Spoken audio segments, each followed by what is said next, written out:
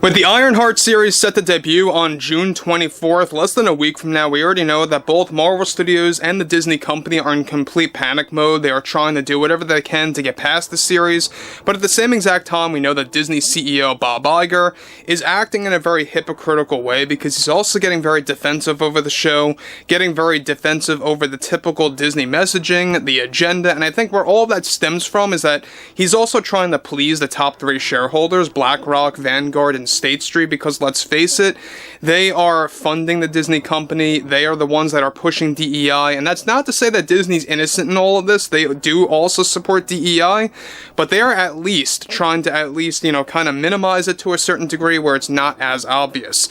But one thing is for certain about Bob Iger is that he's getting very defensive over the whole Ironheart drag queen backlash. So let's jump into this. This is Mike Zero. Subscribe if you're new and like this video to see future updates. You can also follow me at Mike01. I thank you also very much for the great and kind support. Now, one thing about Bob Iger is that I like to always call him Bob Liger because he all does nothing but lie to the shareholders, to the customers, to the audience out there, to string them along into the following year, making false promises left and right. And here we have it, Ironheart, a series that they did not have to put out on Disney Plus. They could have backdoored this thing if they wanted to. They could have canceled it. After all, it's been on the shelf for like almost 3 years now. This thing has been done for like two and a half years, just waiting to be released. And here you have it, June 24th. They're going to have a 3-episode premiere. Half the entire show will debut in one day, with the following 3 episodes releasing weekly. Now, what's interesting about all of this is that one thing is for certain is that Bob Iger is getting very much seemingly bitter toward those that are opposed to the Disney messaging. Now, with the Disney company and Marvel going on the damage control train in a desperate move to salvage Ironheart after 2 disastrous trailers and a failing press tour, one significant development now involves Disney CEO Bob Iger getting very defensive about the usage of drag in their series in LGBTQ. Bob Iger recently delivered the following. As CEO, it is my responsibility to remain transparent and direct with both our customers and shareholders alike. We are more than proud for our upcoming series, Ironheart, which serves as our most diversified series coming up on Disney Plus that not only celebrates and represents LGBTQ, but also the importance of it all. What we do not tolerate are those that create a stigma surrounding our support for LGBTQ rights, and is a very valued community that we aim to respect dearly in our upcoming projects like Ironheart. I am more than proud to announce that Ironheart will serve as a valued series that honors LGBTQ rights and their community, and how they will be represented within the storyline is something that Mr. Feige and I discussed heavily. We do not tolerate those critics either on social media or mainstream media that aim to humiliate our most valued community that is worth representing in a series like Ironheart. And as far as we are concerned here at the Disney company, these are the types of customers that we do not aim to satisfy to create a wider range business model. As CEO, it is my goal in mind to focus on the importance of the LGBTQ community in Marvel, especially starting off with Ironheart, whether it's through our many talented and fine actors and actresses who made these roles possible and believable, or to the many characters within the story of Ironheart, including Riri Williams. Now guys, let me just stop right there for one moment. The thing is, the real reason why a lot of people have a problem with shows like this, the Acolyte series, and many others on Disney Plus, or the movies that came out in theaters, is that when you focus on an agenda, when you focus on messaging instead of the actual story, that's exactly when you lose your audience. That's when people abandon ship.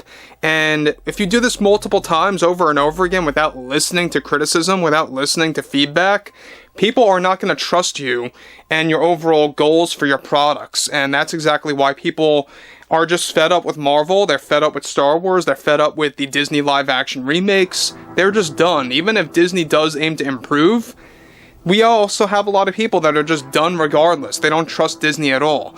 Now, interestingly enough, he goes on to continue.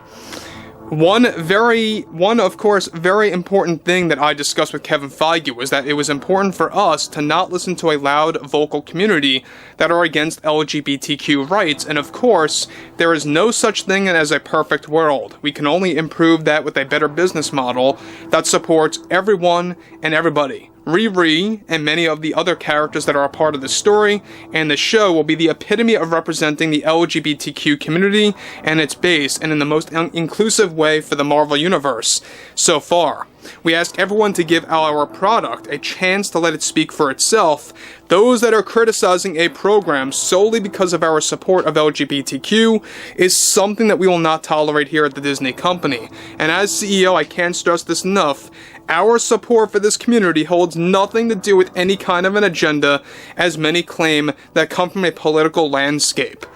So again, guys, there goes Bob Iger saying that this is not an agenda, and that any criticism coming forward against the Disney message is coming from a political landscape. Everything has to fall back to politics when it comes to Bob Iger, it seems. Now again, we know that this series is gonna fail, and it's gonna fail bad, because, well, number one, it's based on a comic that was cancelled back in 2016. Number two, it's a character that nobody asked for. If anything, I think most, even I would say, would actually go as far to actually say that they would have rathered a War Machine-centric story or series. That would have been amazing. They could have done something like that. They could have expanded his character, you know, either in between specific films or maybe even after Endgame, wherever they wanted to go. Interestingly enough, we already know that Bob Iger is going into this damage control mode, but at the same exact time behind the scenes, they're very frightened about the show creating a negative impact on other projects like Fantastic Four and other Marvel series and or movies. Now, let's move forward. He goes on to actually conclude, there are many politically driven false narratives out there about the Disney company that we pressure everyone to ignore in order to allow our products to have a fair chance, whether it's in the theaters or on streaming through our streaming platform known as Disney Plus. So again, I mean, this is exactly why people are calling for Bob Iger to just quit already. Do not wait until 2026 to step down. Just quit now. Get somebody else that's more valuable, somebody else that's going to have better, you know, common sense. And we already know that whoever's going to replace Bob Iger next year, I can almost be certain that it's going to be at least the same as Bob Iger, if not worse than Bob Iger, because I don't see them getting somebody that'll be, you know, far superior than Iger in any way, shape, or form. This is just typical, you know, Disney. We know that the board of directors are in full support of the top three shareholders, BlackRock, Vanguard, State Street. They love DEI, they love everything that there is to do with ESG and all that nonsense. But again, Ironheart as a show in isolation, when you look at the trailers, there's nothing in the trailers that makes you care for the character of Riri Williams. There's nothing that shows you that she's going through a lot of challenges or building herself up or, you know, things that she has to accomplish to get past specific goals. And you're not really seeing any of that. And I think that what it ends up as basically is a copy and paste scenario of the Acolyte series, right? That's basically what it's going to become, and that's what everyone is comparing it to as well.